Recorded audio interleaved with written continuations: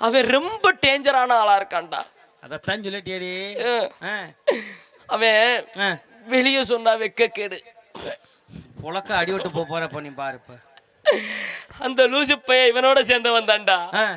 நின்னாலும் போடுறேன், நிமிந்தாலும் போடுறேன், உக்காந்தாலும் போடுறேன். லூசு பையன் நீ நினைக்கிற மாதிரி இல்லாம குசு போடுறான்டா. குசுவனி பேர கல்யாணம் பண்ணி தொலைச்சிட்டு அவனுக்கு அண்ட வாய்வு இருக்கும் போல் இருக்கு. கல்யாணம் பண்ணிட்டு வந்த 2 நாள்ல தட்டார்னு விட்டு கிழக்கு செவத்தை 2 உடைச்சிட்டேன். சரி, செவருக்கு பின்னாடி நம்ம பூசாரி உட்காந்து மந்திரம் ஓதிக்கிட்டு இருந்துட்டு பாரு போல் இருக்கு. அடிச்ச அடியில மண்டையில உள்ள மசிரெல்லாம் காணாம ஆயிருச்சுடா. நான் என்ன பண்ணுவேன்? கஷ்டப்பட்டு கட்டி செவத்தை எழுப்பிட்டேன். ஆனா இவனுக்கு பின்னாடி போறது மட்டும் நிக்கல. அப்பப்ப போட அங்க வச்சு அடைக்க செவத்தை இங்க அடைச்சா செத்து போயிருவேன்.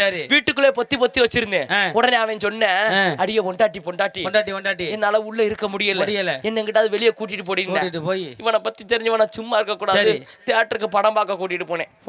ஆமா, அந்த நேரத்துல அருமையான பழைய படம் ஒண்ணு போட்டிருந்தாங்க. என்ன படம்? அன்பேவா. எம்ஜிஆர் சரசா தேவி நடிச்ச படம். அதுல கூட சூப்பரான பாட்டு ஒண்ணு வரும். என்ன பாட்டு? அருமையான பாட்டு. இப்ப பாரு.